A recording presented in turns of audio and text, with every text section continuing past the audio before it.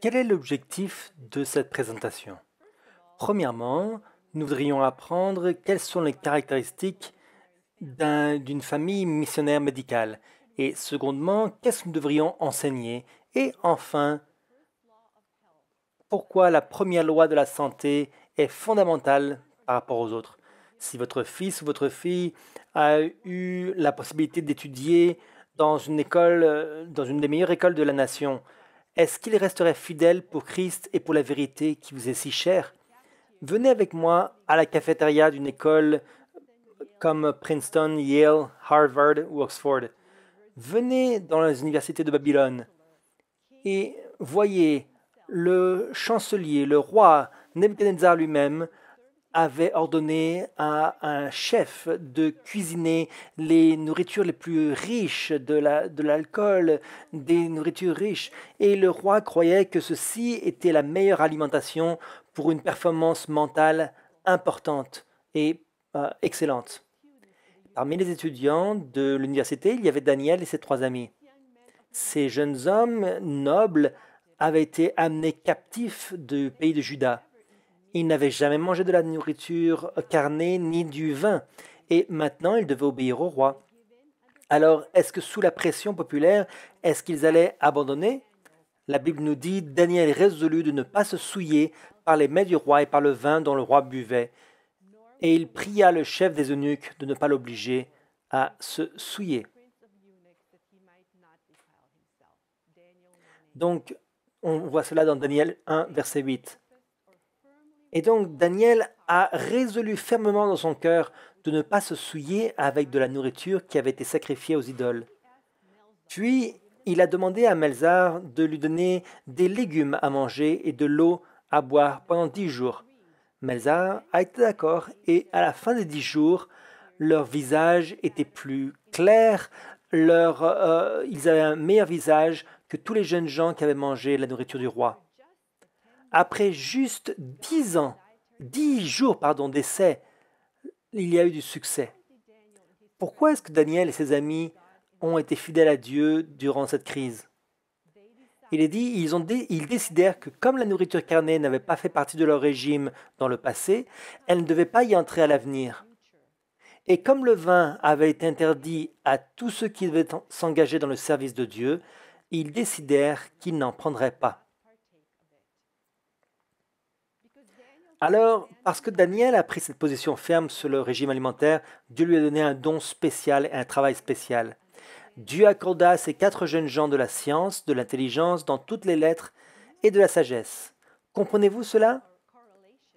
Ce n'est pas une corrélation, c'est une cause.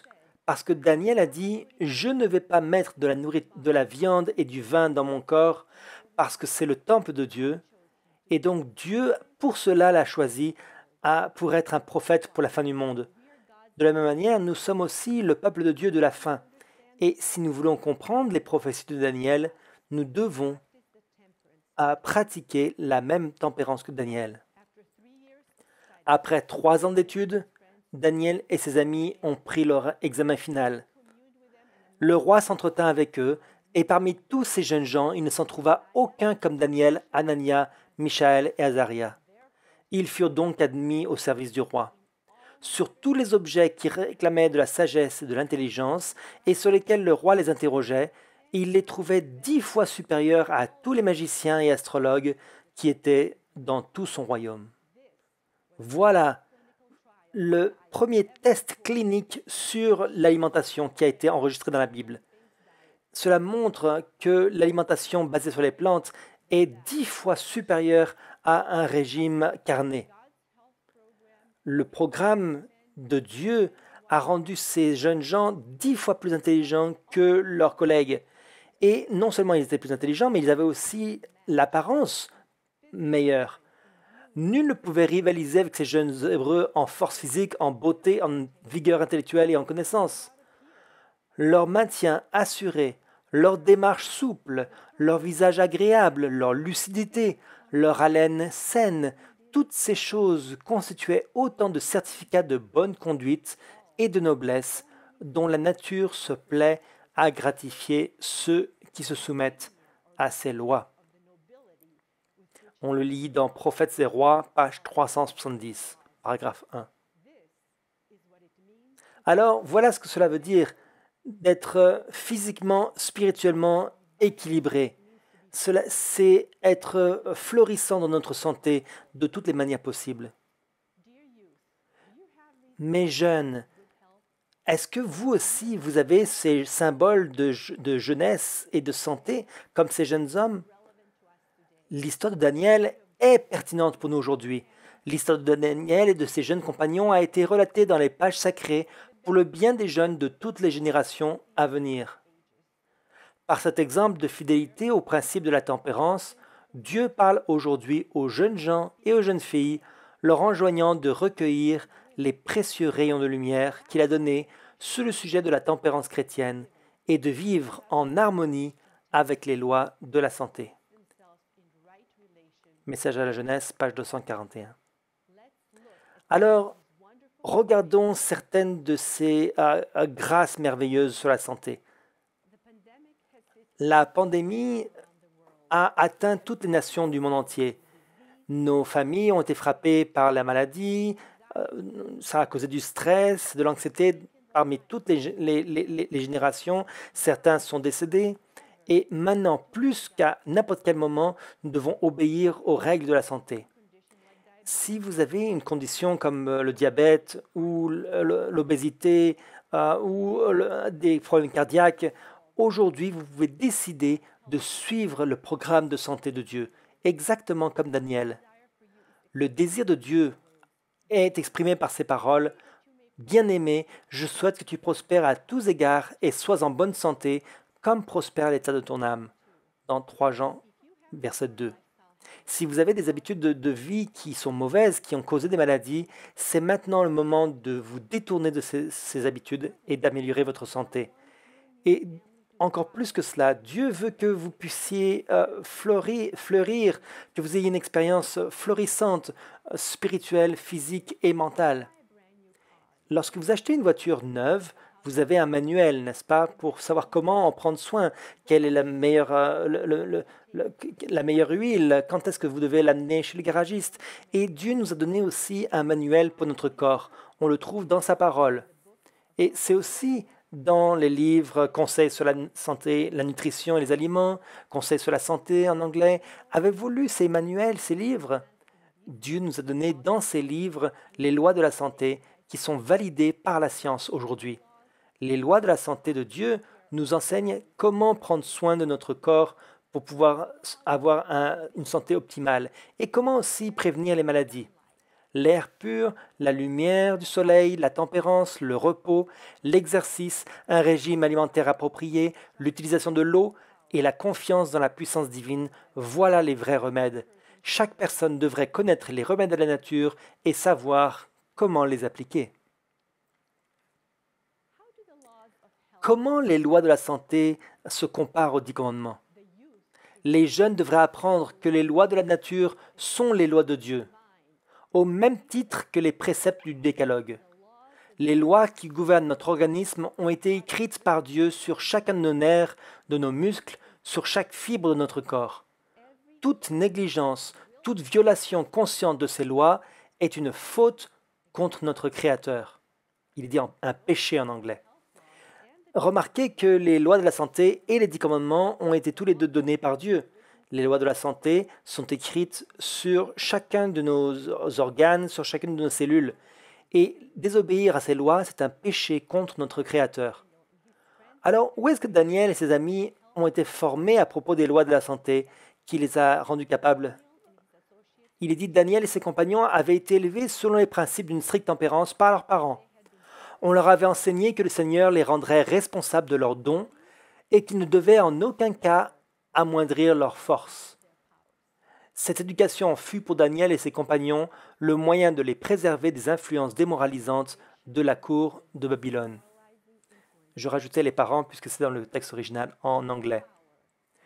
Donc, aucune influence n'a pu les détourner de ces principes qu'ils avaient appris tout jeunes en étudiant la parole et les œuvres de Dieu. Remarquez que la formation sur la tempérance qui leur a été donnée par leurs parents a préservé Daniel et ses amis, non seulement de ne pas manger de viande et de boire du vin, mais aussi de l'immoralité et des influences des païens dans les universités. Voilà le type de formation que nous avons besoin de donner à nos enfants. Dieu veut que les mères et les pères enseignent les lois de la santé à nos enfants. Il faut que les enfants apprennent très tôt les rudiments de la physiologie et de l'hygiène dans des leçons simples et faciles. Ils devraient comprendre combien il est important de se défendre contre la maladie en veillant à la bonne santé de chaque organe et apprendre à venir à bout des affections et accidents banals. Est-ce que vos enfants savent quoi faire lorsqu'ils ont la grippe ou est-ce qu'ils vont courir à la pharmacie? Est-ce que vous savez comment utiliser quels suppléments utiliser quand vous avez la COVID? Ou si vous avez un mal de tête ou une indigestion? Les mères sont responsables dans une large mesure de la santé et de la vie de leurs enfants et devraient devenir intelligentes en ce qui concerne les lois dont dépendent la vie et la santé. C'est incroyable que nous voulons que nos enfants prennent des leçons de musique ou de sport, et c'est une bonne chose. Mais cependant, comment penser aux lois de la santé, les principes de l'anatomie, de la physiologie? Comment préparer un repas tout simple? Comment faire des traitements d'hydrothérapie? À quel moment devrions-nous apprendre à enseigner aux enfants? Dès le berceau, par le précepte, c'est-à-dire par l'instruction et l'exemple, ce sont les meilleurs moyens de leur apprendre à préserver leur santé, pour leur bonheur et pour leur utilité dans le futur. Remarquez que nous devrions commencer quand nos enfants sont des bébés, pour leur apprendre les lois de la santé. La première loi de la santé que nous devons apprendre, c'est de manger un repas basé sur les plantes. Saviez-vous que les enfants américains présentent souvent des artères graisseuses avant la fin de leurs études secondaires? Mais les enfants élevés selon un régime sain à base de plantes présentent un risque réduit de maladies cardiaques, de cancer, d'obésité, de diabète et d'autres affections. Les adolescents élevés avec un régime à base de plantes ont plus de facilité à maintenir un poids sain et ont moins de problèmes d'acné et d'allergies. Donc voilà, parce qu'ils ont un régime idéal, ils ont moins de problèmes de santé. Toutes sortes de problèmes qui sont communs aux jeunes de nos jours. Le plan de Dieu fonctionne. La science nous donne des évidences qui montrent des preuves qu'un régime basé sur les plantes peut empêcher et aussi renverser ou réverser le processus de toutes sortes de maladies. Mais est-ce qu'un régime basé sur les plantes peut aussi aider contre la COVID-19? Une nouvelle étude a été faite sur 2884 médecins et infirmières de première ligne provenant de 6 pays avec une exposition substantielle aux patients COVID. Le résultat montre que ceux qui suivaient un régime à base de plantes avaient un risque 73% plus faible de COVID-19 modéré à sévère. À l'inverse, ceux qui suivaient un régime pauvre en glucides et riche en protéines présentaient un risque 48% plus élevé de COVID-19 modéré à sévère, tel que le régime paléo par exemple. Les personnes qui suivaient un régime pauvre en glucides et riche en protéines présentaient un risque de COVID-19 presque 4 fois plus élevé que les personnes suivant un régime à base de plantes.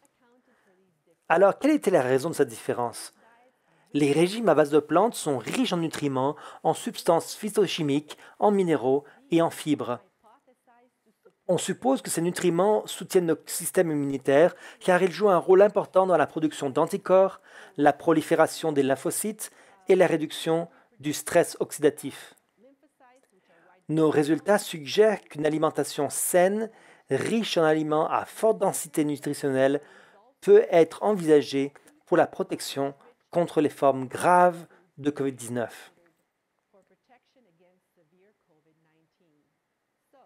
Alors donc, une alimentation à base de plantes est un booster dont nous avons besoin pour que la COVID-19 soit moins sévère. Avez-vous déjà regardé l'assiette de votre jeune à l'église Ils ont des pâtes blanches, des pommes de terre blanches, etc. Et un tout petit peu de légumes.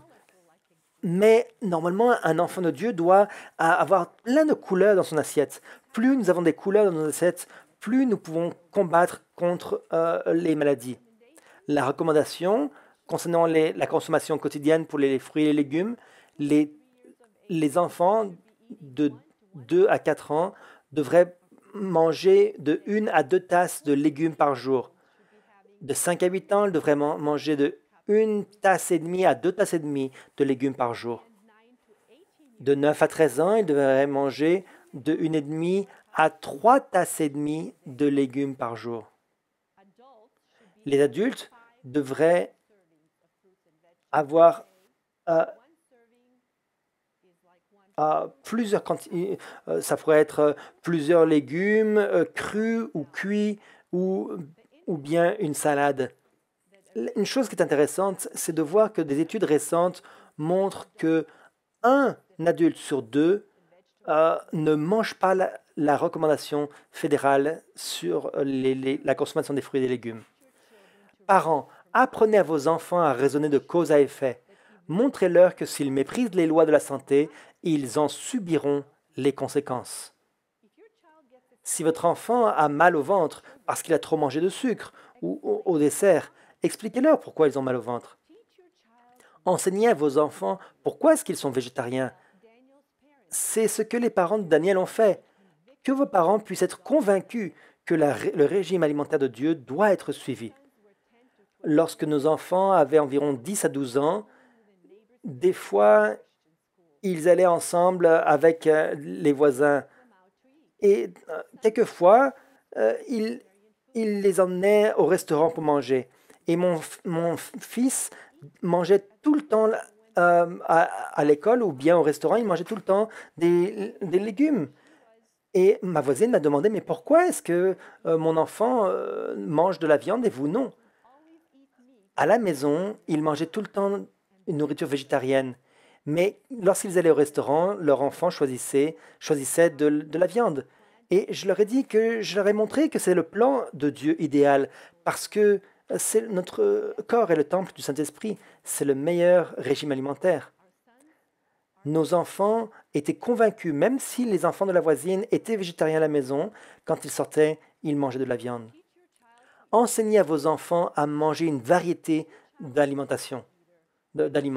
Si vos enfants sont pointilleux, vous pouvez changer leur alimentation, leur goût. Le meilleur moment pour exposer vos enfants, c'est depuis tout petit. Le docteur Lu Meng, une pédiatre de l'Université du Michigan, a dit que les tout petits on peut leur montrer un nouvel aliment en leur donnant 5 à 10 fois. De 3 à 5 ans, vous devez leur donner entre 10 à 15 fois un nouvel aliment avant qu'ils l'aiment. Si votre enfant n'aime pas tout de suite un nouvel aliment, restez positif et persévérez. Encouragez l'enfant à essayer juste une bouchée de cette nouvelle nourriture et n'abandonnez pas. Amenez vos enfants faire les courses au supermarché. Dites-leur, tiens, essayons ce nouveau légume ou ce nouveau fruit aujourd'hui. Apprenez à vos enfants à cuisiner. Il y a une étude qui a été faite avec 125 personnes de 10 à 12 ans aux Pays-Bas qui ont regardé une émission de cuisine pour enfants de 10 minutes seulement. Plus tard, les chercheurs leur ont proposé une collation. Et ceux qui ont regardé le programme sain étaient presque 3 fois plus susceptibles de choisir une collation saine. Donc comme une pomme ou un concombre, plutôt que des chips. On ne soutient pas les collations, mais en tout cas, cela montre que nos enfants devraient être impliqués dans la préparation de la nourriture beaucoup plus. Pourquoi est-ce que c'est si important d'apprendre la cuisine? La science de la cuisine devrait être considérée comme le plus précieux de tous les arts, car elle est si étroitement liée à la vie. La base de ce qui maintient les gens en bonne santé est l'œuvre médicale missionnaire de la bonne cuisine. C'est l'œuvre médicale missionnaire. Saviez-vous cela? Le travail médical missionnaire de la bonne cuisine, c'est quelque chose de facile, quelque chose que nous pouvons tous faire. Cependant, Comment faire si vous ne savez pas cuisiner? Ou bien si vous n'aimez pas cuisiner? Voilà ce que la parole inspirée nous dit. Je dirais, elle dit, nos sœurs ne savent souvent pas cuisiner. Je dirais alors que j'irai voir le meilleur cuisinier que l'on puisse trouver dans le pays et que j'y resterai si nécessaire pendant des semaines jusqu'à ce que je sois devenue maîtresse de l'art, une cuisinière intelligente et habile. Je poursuivrais cette voie si j'avais 40 ans. Il est de votre devoir de savoir cuisiner et il est de votre devoir d'enseigner à vos filles de cuisiner. Savez-vous quel est le résultat de la mauvaise cuisine? Les victimes d'une mauvaise cuisine sont légion. Sur bien des tombes, on pourrait graver en guise d'épitaphe « Victime d'une mauvaise cuisine ». Victime d'une mauvaise cuisine ou décédé en raison d'un abus de l'estomac. Je crois qu'il y a plusieurs millions de personnes. Une étude sur la portée mondiale des maladies a évalué l'état de santé de la population mondiale et les résultats ont montré que 71% des décès survenus en 2015 étaient dus à des choix alimentaires et de mode de vie contre seulement 57% en 1990. Et l'étude a été menée sur 25 ans dans 195 pays.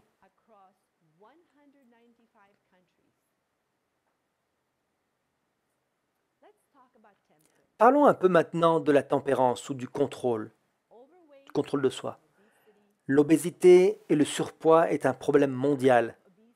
Le nombre d'enfants et d'adolescents obèses entre 5 à 20 ans a été multiplié par 10 au cours des 4 dernières décennies, de 1975 à 2016. Dans cette étude, on a examiné l'IMC, qui mesure le gras du corps, de près de 130 millions d'enfants et d'adolescents. Les chercheurs ont conclu, les taux d'obésité chez les enfants et les adolescents ont grimpé en flèche à l'échelle mondiale et continuent de le faire dans les pays à revenus faibles et intermédiaires. Cette tendance laisse présager une génération d'enfants et d'adolescents qui grandiront obèses et seront plus exposés au diabète et aux maladies cardiaques. Aux États-Unis, un enfant sur 3 sont en surpoids ou obèses. C'est pourquoi beaucoup de rapports de santé montrent que cette génération va mourir plus tôt que leurs parents.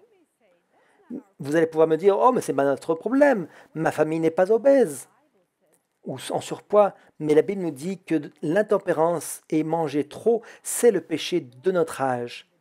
Comme cela était avant le déluge où ils mangeaient et ils buvaient, ainsi c'est aussi de la même manière lors du retour du Fils de l'homme. Quelle est la définition de la tempérance? La vraie tempérance consiste à s'abstenir de tout ce qui est nuisible à la santé et à user avec modération de ce qui lui est favorable. Que se passe-t-il lorsque nous mangeons trop de nourriture saine? Il dit qu'il y a du mal à trop manger, même de la nourriture saine. Si nous mangeons trop, la force du cerveau est contrainte de s'occuper d'une grande quantité de nourriture que le système n'exige pas. L'esprit est obscurci et les perceptions affaiblies.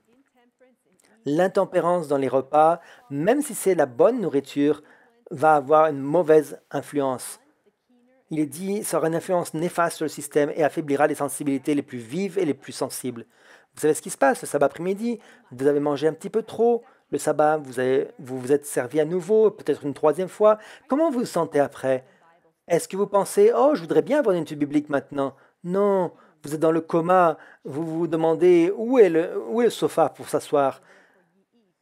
Voilà pourquoi Dieu dit, tout ce que vous faites, faites tout pour la gloire de Dieu. Qu'est-ce que la Bible nous dit à propos du grignotage? Dans Ecclésiaste 10, verset 17, il est dit « Heureux toi, pays dont le roi est de race illustre, et dont les princes mangent au temps convenable pour soutenir leur force, et non pas pour se livrer à la boisson. » Qu'est-ce que cela veut dire? Cela veut dire que dans un pays va être béni, si les princes mangent pour être forts, pour avoir un corps fort et un esprit fort, et ils ne mangeront pas à des moments inappropriés, ils ne mangeront pas entre les repas, ils mangeront à des moments réguliers. Je connais des gens qui mangent toute la journée, ils n'ont pas de repas réguliers, mais par la grâce de Dieu, nous pouvons vaincre ces mauvaises habitudes. Quel est l'effet de grignoter sur l'esprit, sur le corps et sur le caractère. Les enfants ne sont généralement pas sensibilisés à l'importance de savoir quand, comment et ce qu'ils doivent manger. On leur permet d'assouvir leur goût librement, de manger à toute heure, de se servir en fruits lorsqu'ils tentent leurs yeux, des tartes, des gâteaux, du pain, consommer presque constamment, les rendent gourmands et dyspeptiques. Dyspeptique, c'est une personne qui a des indigestions. Les organes digestifs, comme un moulin qu'on fait tourner continuellement, s'affaiblissent, la force vitale est puisée dans le cerveau pour aider l'estomac dans son surmenage, et ainsi les forces mentales sont affaiblies. La stimulation et l'usure artificielle des forces vitales les rendent nerveux, impatients, volontaires et irritables. Alors, donc, voulons-nous des enfants calmes ou voulons-nous des enfants nerveux et irritables et qui pensent qu'à eux-mêmes? Ça, c'est la question. Une étude a été faite sur 4 infirmières. On leur a toutes donné le même repas, le même petit déjeuner, comme vous le voyez, des céréales, du pain, des fruits, des œufs, du petit lait et une tasse de petit lait de barium. Et 4 heures après, leur estomac était vide. Le lendemain, les infirmières ont eu le même repas, mais 2 heures plus tard, on leur donnait un snack. 6 heures plus tard, il y avait encore de la nourriture dans l'estomac pour la première infirmière. La deuxième infirmière a eu un sandwich au beurre de cacahuète et 9 heures plus tard, il y avait encore de la nourriture dans son estomac. La troisième infirmière a reçu une tarte au potiron et un verre de lait et 9 heures plus tard, il y avait encore de la nourriture dans son estomac. Pour la quatrième infirmière, elle a eu une banane. Vous pensez, oh, juste une banane, c'est un fruit, c'est quelque chose qu'on peut digérer facilement. Et 9 heures plus tard, il y avait encore de la nourriture dans son estomac. Les gens disent, oh, je mange des snacks qui sont de bonne qualité. Mais après toutes ces preuves de la parole inspirée et de la science, on peut dire clairement que des snacks qui sont bons pour la santé, c'est un oxymore. Brossez vos dents après chaque repas et ne mangez pas un seul grain entre les repas, parce que vos repas ont besoin au moins de 4 heures pour digérer et d'1 heure pour se reposer. Vous avez besoin d'au moins 5 heures entre les repas. La question maintenant, c'est qui décide de la nourriture dans votre maison? Apprenez-leur à renoncer à leur appétit, à être reconnaissants pour les régimes simples que Dieu leur donne. Vous ne devez pas leur permettre de vous dicter ce qu'ils doivent manger, mais vous devez leur dicter ce qui est le mieux pour eux. Enseignez à vos enfants à ne pas trop manger. Donnez-leur des portions pour les enfants et lorsqu'ils ont fini, ne leur offrez pas de manger encore. Les enfants de moins de 3 ans ont tendance à s'arrêter naturellement lorsqu'ils n'ont plus faim. Mais après 3 ans, plus vous leur mettez de la nourriture, plus ils vont manger. Lorsque nos enfants étaient jeunes, nous avons essayé d'implémenter ces principes de la santé, spécialement manger beaucoup de légumes et de fruits et aucun grignotage. Et nos enfants n'aimaient pas ça toujours. Des fois, ils se précipitaient dans le placard pour manger. Et je les trouvais. Et on a essayé de leur enseigner les messages. Et lorsqu'ils ont eu 20 ans, plus d'une fois, ils m'ont dit « Merci maman de nous avoir enseigné à manger correctement et nous avoir enseigné à manger une variété de fruits et de légumes et de la nourriture de différents pays. » Finalement, au fil du temps, cela va fonctionner. Êtes-vous un modèle de comportement pour vos enfants? Les enfants doivent voir que la vie de leurs parents est en accord avec leur foi. C'est en menant une vie conséquente et en exerçant la maîtrise de soi que les parents peuvent modeler le caractère de leurs enfants. Saviez-vous que la tempérance et la santé, c'est une partie importante du message des 3 anges? Craignez Dieu et donnez-lui gloire, car l'heure de son jugement est venue.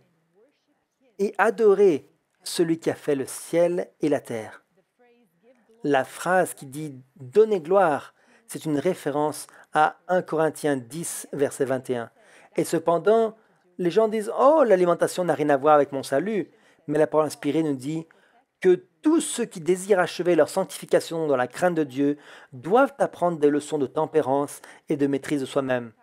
Les appétits et les passions doivent être assujettis aux plus nobles facultés de l'esprit.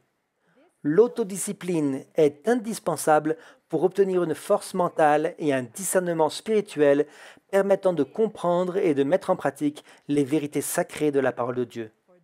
Telle est la raison pour laquelle la tempérance trouve sa place dans l'œuvre de préparation en vue de la seconde venue du Christ. Comprenez-vous cela? Lorsque nous pratiquons la tempérance et le contrôle de nous-mêmes dans l'alimentation, les